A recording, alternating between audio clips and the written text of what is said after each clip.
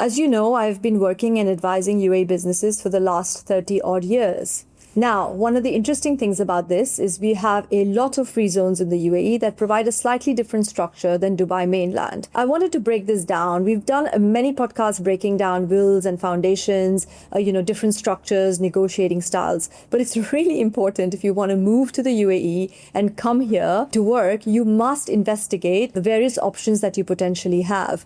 And I don't want you to hear it from me. I want you to hear it from an expert. So today on my podcast at Think Tank, we have a great guest, Paul Bryson, who I've worked with for over 12 years now, who is an expert at assisting companies to invest into the UAE, to come in, decide what kind of setup they want, to understand and decode the many free zones we have. We have over 45 different free zones, some for logistics, some for IT, some for media, some for publishing, some for things like diamonds and commodities. And it really becomes very difficult if you're outside the country to understand what would work best for you and for your business. So today it's really a little bit of a rundown history, where things started in the UAE and the first free zone that really came up, what the concept of free zone means, how it affects and impacts our day-to-day advice to clients, and what your setup options might be. So as I said, don't hear it from me, hear it from Paul Bryson. He's an amazing, very giving of his time and very giving of his energy. He does radio shows about UAE setups. He's always available for clients to brainstorm complex, innovative strategies to enter. It's really wonderful that I have the opportunity to pick his brains this time. Thank you so much for watching our podcast as always. I wanted to welcome a very special person in my life, Paul Bryson, to our podcast at Think Tank for this episode. We're going to be dissecting how you actually set up in the UAE, and if anything, Paul is an expert on all of this. Paul and I started working maybe around 12 years ago when I was in big law firm time, and we set up a bunch of companies, worked on a lot of clients together. And in fact, when I decided to branch out on my own, lo and behold, Paul was there to help me and guide me through the process of setting up THINC. So there's no better guest to tell us how to set up, what to do, and how to make all of this work and make sure your business is fully compliant. I'm going to let Paul talk a little bit about himself before we launch into a whole bunch of very insightful questions, of course, my insightful questions that he's going to answer fully and, without any filter at all. Everything you need to know about decoding free zone life, Dubai mainland life, and setting up in the UAE. Hi, Paul. Thank you. Thanks for that wonderful introduction. I think you've oversold me a little bit there. Look, it's a pleasure to be on Think Tank. I've actually been watching the podcasts recently and always enjoy your content that you seem to be dropping, I think, on a Friday now. So I'm Paul Bryson, the Managing Director at Virtuzone. I've been in Dubai for the last 14 years and structuring companies the entire time, helping foreign companies come into the market, navigate the maze of where to set up, when to set up, how to start a business development strategy on the ground, when to put boots on the ground, how to exit as well, and then how to grow into other markets. I'm probably well versed. Well qualified to talk about. Yeah. I've seen it all, done it all, made the mistakes, seen the client mistakes, advised, talk people out of what type of business to set up and pivot them into something else. So yeah. And sometimes we're in meetings and we have to be like the good cop and the bad cop because we've got to tell different stories and different dimensions, because sometimes, the UAE can sometimes be so good to be true that clients don't actually believe us, and we have to lay down all the pros and cons of it. But I got to know Paul a lot better as well on the golf course because he's a keen golfer. Not as keen as you, but I'm a keen golfer. Everything relates back to golf, ultimately. And a coffee critic. Oh my God. Just recently, yeah. I've reinvented myself as a coffee connoisseur. Yeah. So let's launch into it. So Paul, when I have to make this big decision, what is the difference between setting up in the UAE on the mainland and free zone, and how did all of that happen, and when did it happen? That could take up the whole podcast, right? You want to break that down. So normally for us, the first thing that we look at is, okay, what's your product? What's your service? Who are your clients? Where are they based? How do you deliver and execute a product to them? How do you invoice? What size are your invoices? Are you going to do business with the government? Are you going to do business in Abu Dhabi? Abu Dhabi's an important one to touch on. And then that will determine where you should start to think about setting up a business. Mm-hmm. Unless, of course, you are a business like a salon or a restaurant, where you would find your location first, the footfall, and then reverse engineer your setup because you're you're pretty much set there. That's few and far between. Normally it's, I have a product, I want to sell it in Dubai. The streets are paved with gold. That's what I hear in back home in the UK. So I want to sell my product here. How do I do it? And then we really need to start understanding who you are and what your plans are for the next 3 or 5 years. A lot of people come here with a product and service, don't realise the restrictions on where you can sell, how you can sell. So we help them navigate that.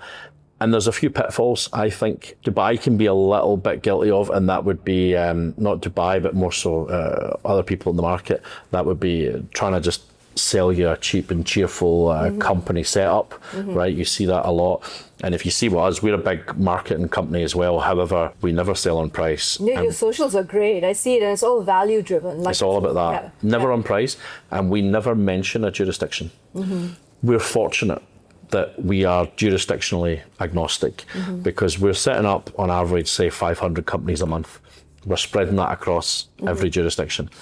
Other smaller players who have come into the market later are financially incentivized to set you up in one area. And they often try and just fit you into that and give you what suits them rather than what suits you as a client or as a business. So we're quite fortunate that we're big enough that we can afford to do that. Yeah, and that's why I enjoy working with you guys, because when we ask you for a memo, the memo is about options. One may be better than the other, more suitable than the other, but if there's a cost issue or there's an employment issue or personnel issue, you can chop and choose. Totally. One of them also might be suitable today, but not tomorrow. And it's we'd quite like to future-proof your business.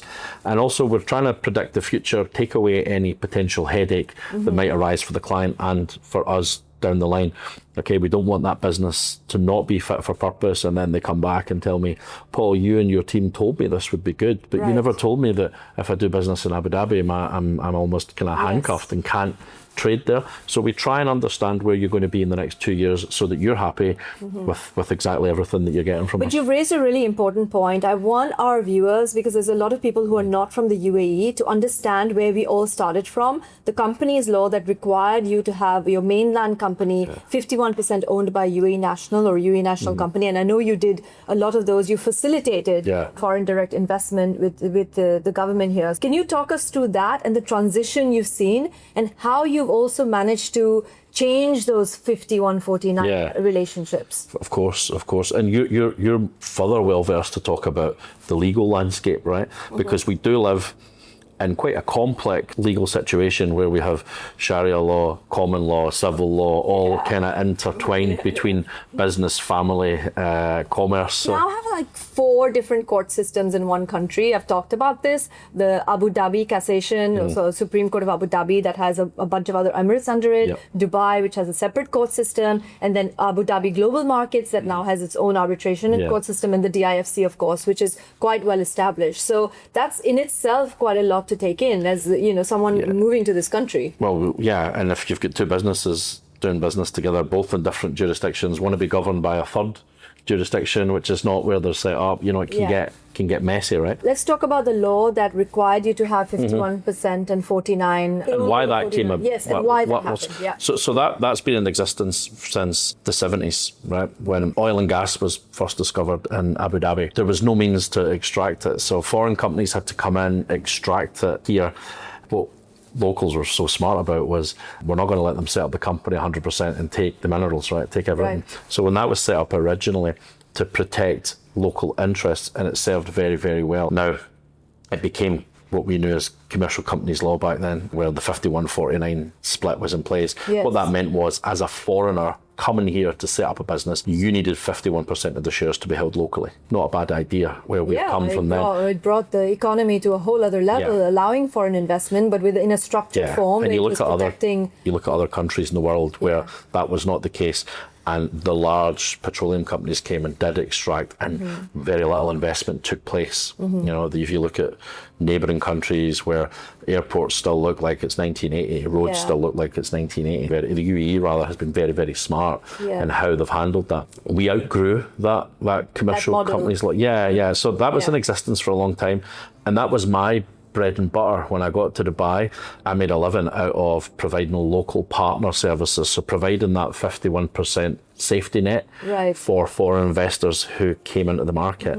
So Because it was a big thing for them to get their head around the fact that they were giving away Yes. 51% of their equity to someone they didn't necessarily know. And they needed people and experts like you to kind of manage and bridge that relationship, because there was a cultural difference between the parties as well. Yeah. And back in the day, you would have seen when you were working at large corporate law firms, you would have set up these models with a 51% local shareholder. Not legal language, but the common accepted language we would use would be local sponsor. Yes, so that's sponsor's right. not a legal term, but it's something that we would have used locally. Lawyers would go like, oh my God. Yeah, right. So what's the sponsor? They're a local partner. They own the shares.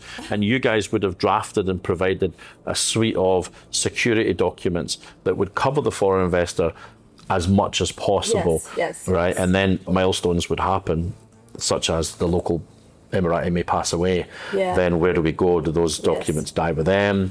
Does someone become a 51% shareholder?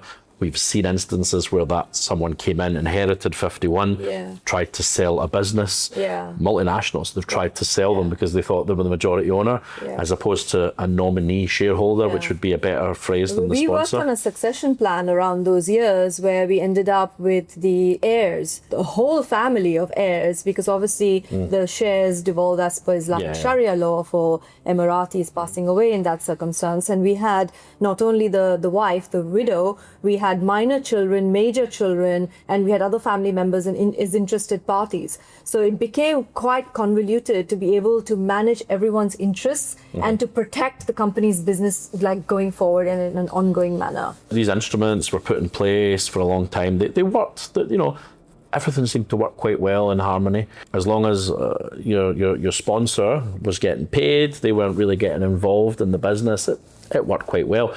Now, you spoke about free zones. First free zone was created 1985. Jebel Ali free zone, JAFZA would be the common term we use for it. And well, what a success that's been, right? It's grown into one of the largest ports in the world, largest in the Middle East. You know a lot about it. So that was created to attract foreign investment. So great vision by the leadership of Dubai in particular in that instance, because they realise it's quite a challenge to move federal law along and change it, because it takes all Emirates to get involved in that. So they thought, let's create a space that operates outside of federal law, but we need to put some restrictions on it. So the restriction would be, yes, you can own it 100% as a foreigner.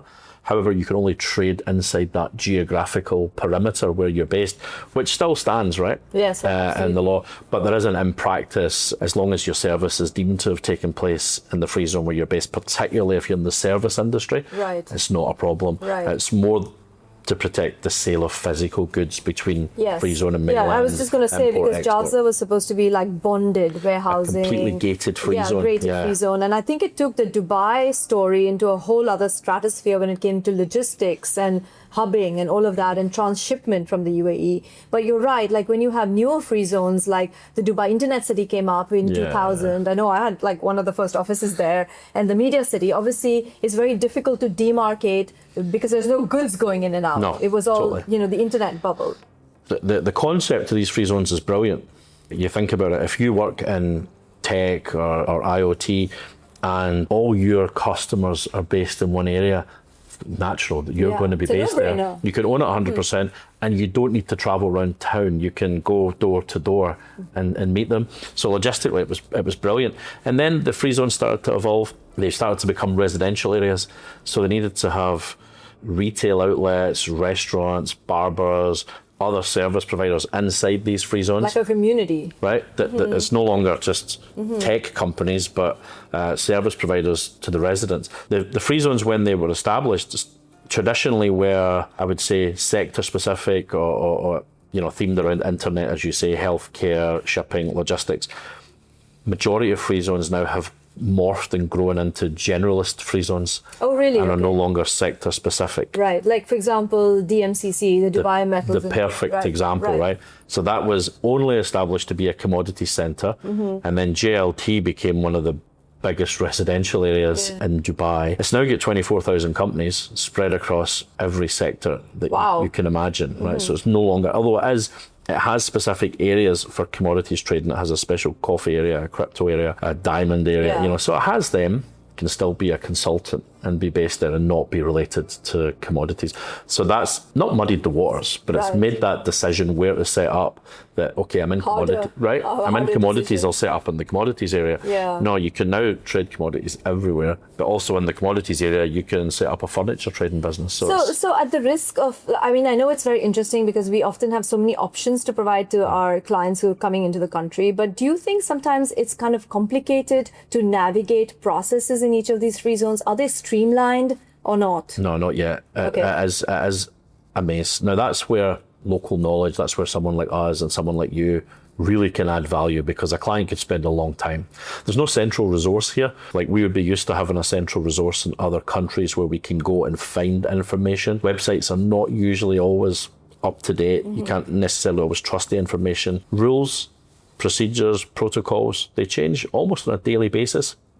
And then they might revert back to what they were before. And that can be based around any issues in the region where a certain nationality cannot be a shareholder for now, but they can be in Dubai, but not in Abu Dhabi. So it's like the Emirates operate differently. Dubai has its own autonomy, as you touched on earlier. The other Emirates tend to follow Abu Dhabi from an immigration standpoint, and that leads to shareholding managers who can do what. Also, tell me about some of the restricted categories where you still need Emirati involvement. You know, like, for example, defense and oil and gas. Do you advise those companies? What do you see there? Defense, oil and gas, real estate development in certain ways. These are still very kind of protected sectors. You're restricted on what you can do. Like tourism sectors and things. A little bit, yeah. Well, most of them can. You can find a way to structure it, but it can be easier to do business if you have local involvement in those sectors. It might just be the case that you need a local manager, or perhaps a local can own 1% of the shares just to make things tick a little bit better, because the systems still look for a local name. So they haven't quite moved along with and there's also advertising requirements for bigger companies having more than a certain threshold of employees anyway. And you mentioned the 51, right? And you and I probably spoke about it for years. We heard for about 10 years that this law was going to change. There wouldn't be the need. And every year we were waiting for it, and it never quite happened. And I think when it did happen, it was seismic. It was the biggest change I had seen. I thought, how's it going to work? How are free zones going to be different now from the mainland? Although it's made it easier, it's further complicated things, because free zones used to be here in terms of price, and what you could do in mainland was the Rolls Royce. It was your gold standard. Now they're like same kind of price. Free zone used to just offer, one sector. Now it's everything. So they're kind of here. They're on price, they're on service. So it's a little bit more complex. And how do I spot the difference between them? And then there's a few myths related to free zones where people say, I don't need to pay tax, I'm in a free zone. Right? So the background to that is obviously when the free zones first came out, like Jabal Ali, you had a 50-year tax break. Should there be a tax regime that came? Which still exists in some of the memorandums of Association for the Free Zones. When you set up a company, it does mention still a 50-year tax break, even though you don't have a 50-year tax break. The UAE government have been great for us in that way. They've been a great provider of business, because further complicated the situation and allowed us to set up a really nice tax business, which has been great since then. And which sort of element do you see kind of becoming more of a fashion? Are people all veering towards the free zone, even though free zones do file for corporate tax registration, and technically there's like an argument if you're providing any services outside the free zone or to Dubai mainland or UAE mainland companies, you would need to pay tax, etc. What is the trend you're seeing, and what is the industries you're seeing investing? And we're kind of talking now June 2026, which is post, a lot of events having happened. Well, I've seen an increase actually in mainland setups, because they've become more affordable. They're much more flexible, and you can trade pretty much everywhere. So we've seen them go up, but also not only in Dubai and Abu Dhabi, the Northern Emirates have amazing options from a free zone standpoint. Not so much in the mainland. You would need to be there. If you were going to set up in one of the Northern Emirates, you would normally have a really industrial heavy business. A lot of consultants, online businesses, they'd be the top two consultancy in any e-commerce, and they tend to look at Northern Emirates because you can set up cheaply, efficiently, in a great framework, great support, and you can execute the business from there. So it's quite easy. Let's dissect like a few industries, like for example, like you said, e-commerce. What about like crypto traders? Even family offices I speak to tend to have one family member who wants to be a crypto trader, So what do you advise those types of people in terms of licensing? Yeah, so we have a small team in-house that specialise in anything financially regulated and crypto. Crypto is one of those topics that everybody's got an interest in setting up a crypto business. Not many people do it. And you first would have to say, what is a crypto business, right? Are you servicing people in the industry, in which case you're not a crypto business, you're just a normal business. Yeah, or you're buying for your own self. For yourself, right? Yeah. Dubai's been great for that because individuals who, young crypto millionaires have moved here from places like Portugal who are looking to impose a tax on income derived from crypto. Dubai's been great. It's really pushed the envelope between DMCC, DWTC and VARA, right? VARA being the Virtual Asset Regulatory Authority, and Dubai now sitting above the free zone. It used to sit below the free zone, so it's above the free zone. They've been great, but the good thing is they are not just issuing licenses to anyone. Oh my gosh, it's such a long process. It's very strict, very regulated. Which is great, right? It means that when you come here and you do business with one of these crypto companies, they're not going to disappear. They're not a fly-by-night. They're properly regulated, and they've gone through a real enhanced due diligence process to get set up. I mean, to put you in the picture, if you think that, say, 20,000 companies a year are getting set up in general around Dubai, I think that VARA have issued 30 licenses in total since their inception. Wow. We've done about 5 of them, so quite a good market share, I would say, of VARA licenses.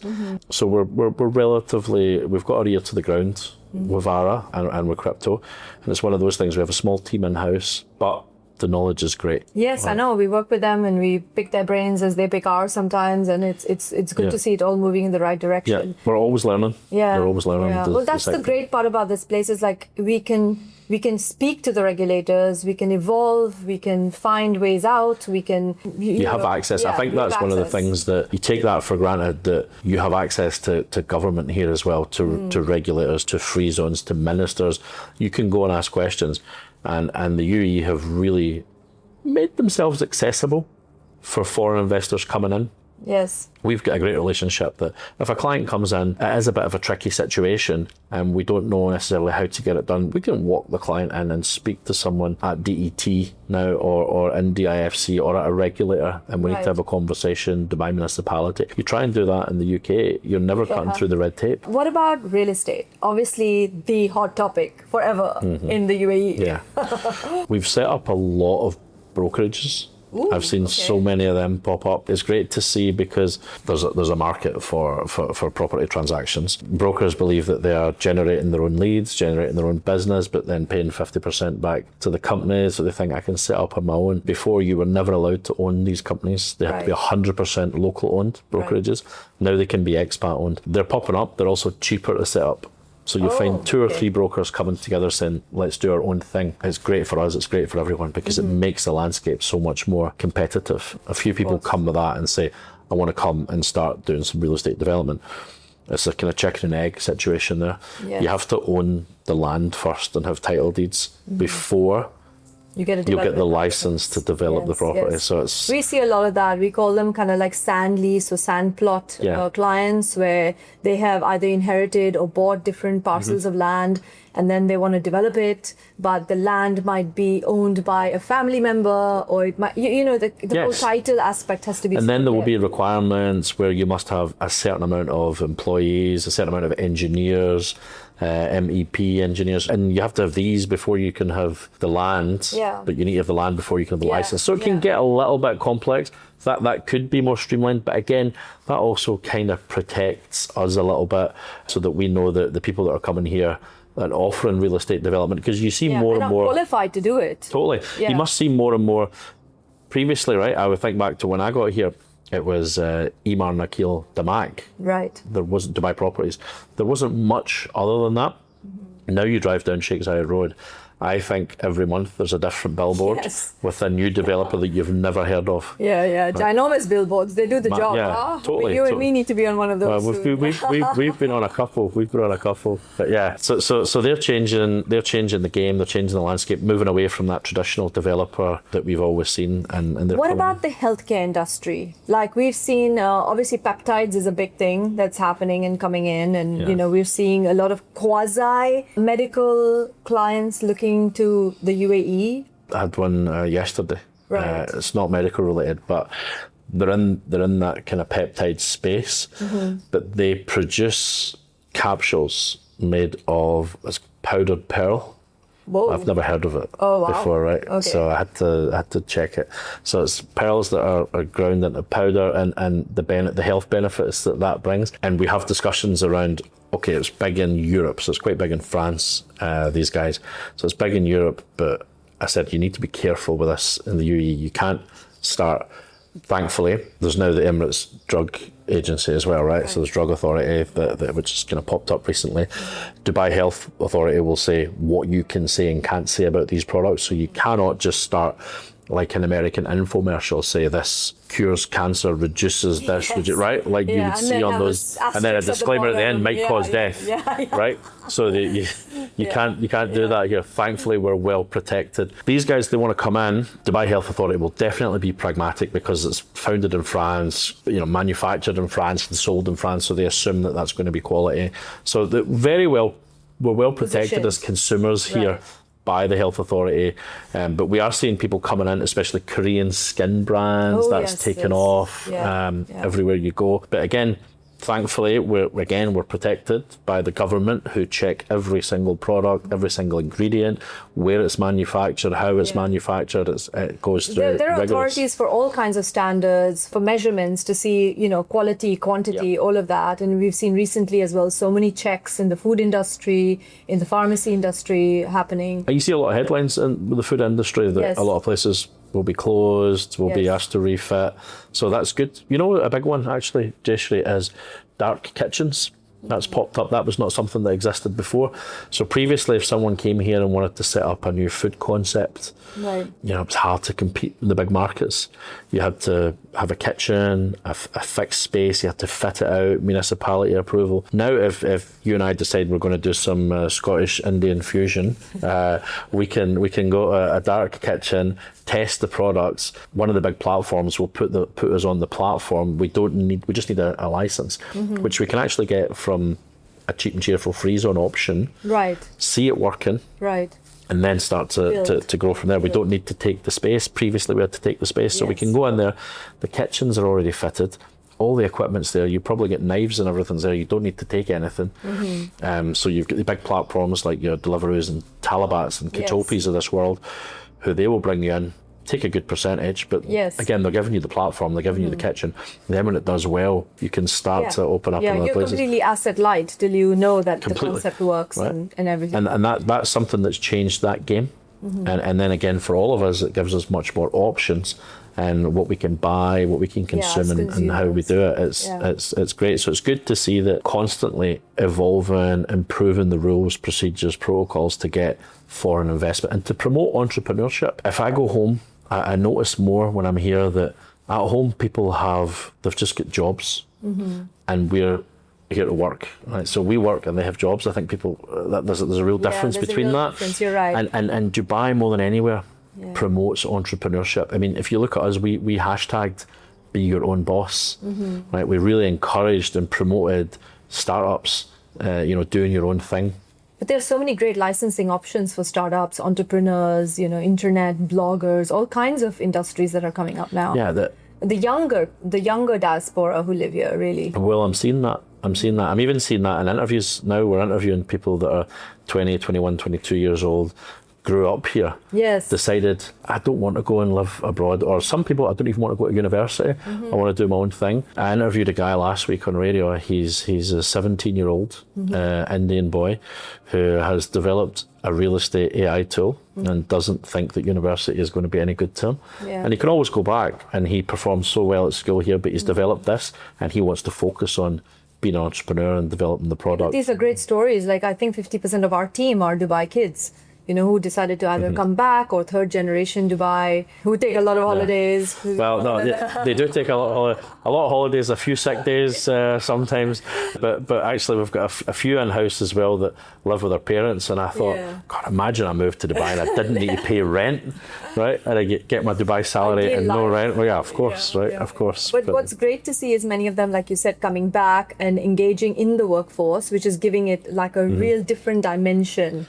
To think. You must have noticed yourself that as well, that the talent pool is here. It's such a competitive landscape. You can hire locally. I think when I got here, it was already like that, but most probably when you got here, when businesses were trying to hire from Europe and America and Australia, you had to pay people to fly here, pay for their hotels, pay for families, pay DEWA bills, pay DO bills, everything was covered, right?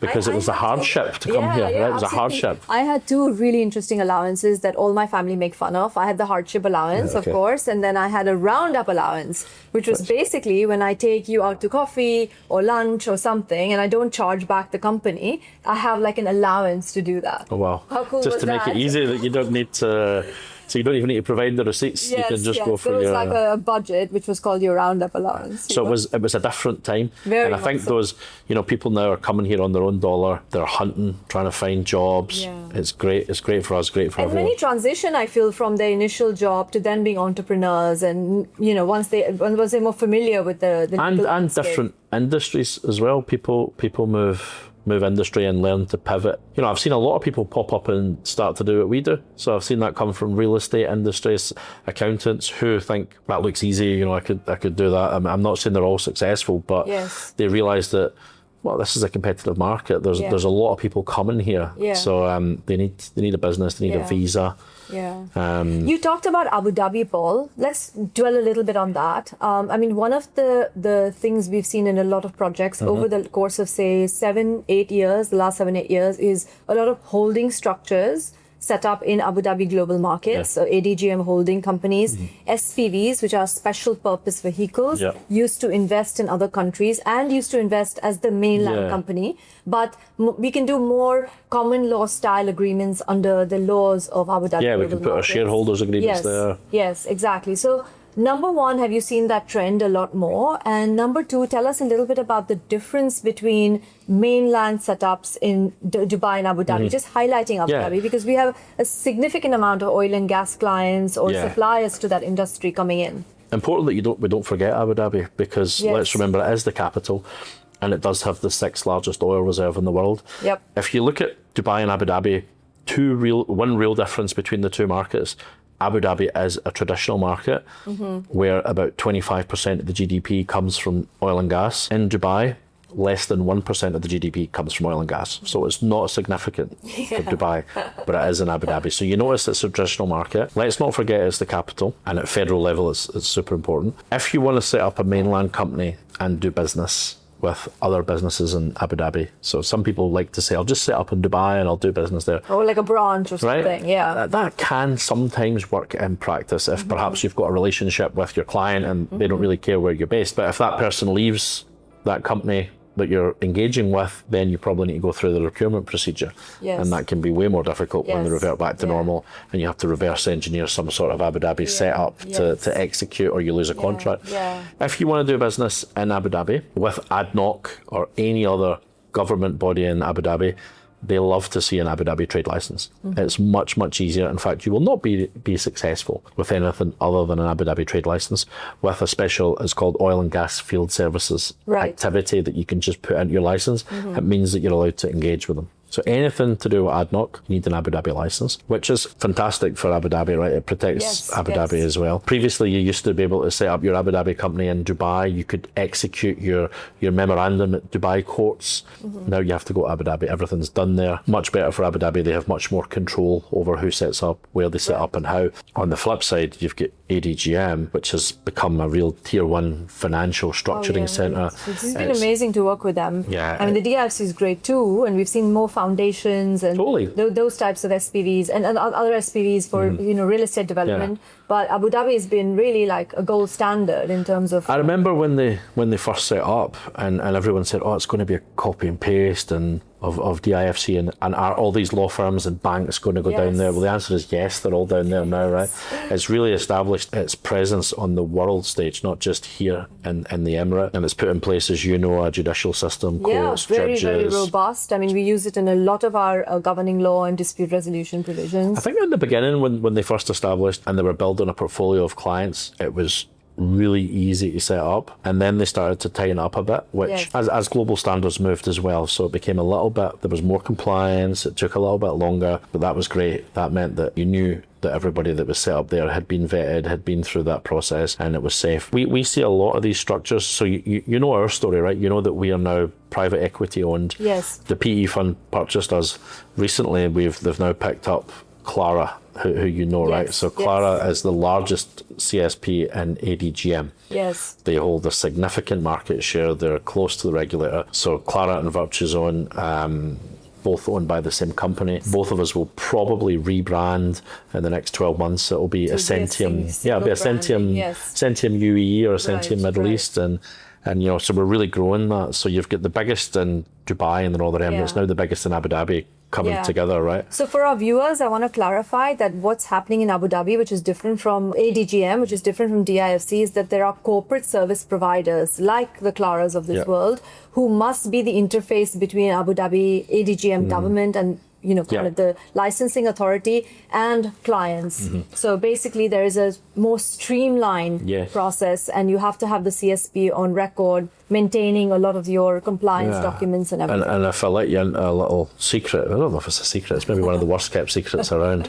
So that's coming very soon in the DIFC as well. Okay. They have a CSP regime and you need to be an approved CSP. Right. So they realise that that's become really good practice Yeah. in ADGM. Yeah. So there'll be loads of people out there that have companies in DIFC, don't have a CSP, they need one. We've talked about like free zones, mainland, Abu Dhabi, UAE, Dubai. Where do you see free zones headed, say, in the next 5 years? Do you think there's going to be some sort of like Well, amalgamation? If I'll do a personal opinion, right? Okay. From experience, what I think, rather than What may a happen. Virtuzone opinion. Yeah, it's definitely not. It's not something that we're saying to clients. It's just my feeling. It's saturated.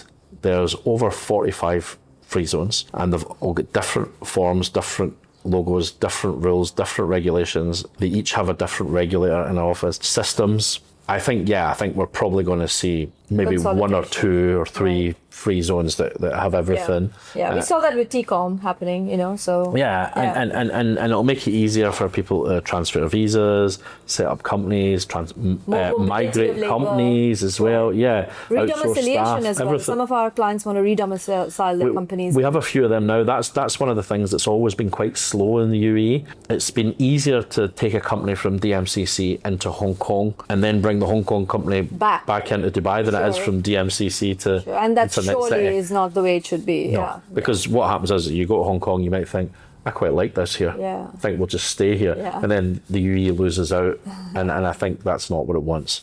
But I think, probably in the next few years, you'll see less and less options. One last question. What's the one piece of advice you would give a founder coming into the UAE? If there's only one thing you could tell them, apart from the fact you must meet Jay Sri Gupta, Yeah. that's a given. Well, you get a few intros like that. But are they coming from abroad or are they already here? No, they're coming from abroad. Oh, absolutely. You must come here. Don't do your research online. Do not buy a company set up from the first person that you meet. Do your research on the ground. And I think you will realise that often people come here. They go to exhibitions and they think, I'm going to come here and I want to supply my ice cream to Spinneys or something like that, right? And I'm going to do it on a fly-in, fly-out basis. I'm going to meet them there and they're going to buy my product. They don't realise it's already competitive here. Your competitors are here from every other country. You need to be here. You don't necessarily need boots on the ground, but you need a commercial presence. Some sort of commercial presence. Boots on the ground helps. You used to be able to operate on that fly-in, fly-out basis 10, 15, 20 years ago. Yes. Those days are gone. You need to be here. You need a presence. You need to be front of mind. Yeah. So do your research, set up in the correct place and be present. Well, that's a really great takeaway for us. Thank you so much for your time, Paul. And we'll look forward to hearing more stuff on the radio. Of course. Yeah, I look forward. We'll have you on the radio again very soon. Yeah, Look that's so forward to fun. it. Thank I love it when they make us do all those live calls with people calling in with their questions. I'm like, oh my God, are we even going to be able to answer this? Do you ever know the people that call in? You never No. have your friends. I get the text message. Oh my and gosh, I'm I never gonna call thought you. of that. No, I don't tell any of my friends I'm going to be on. Otherwise, Because God they knows. threaten to give me silly questions. No, thank for you sure. very much. Well, Thank thanks you. very much for having us. It's been great. It's been great. Thanks.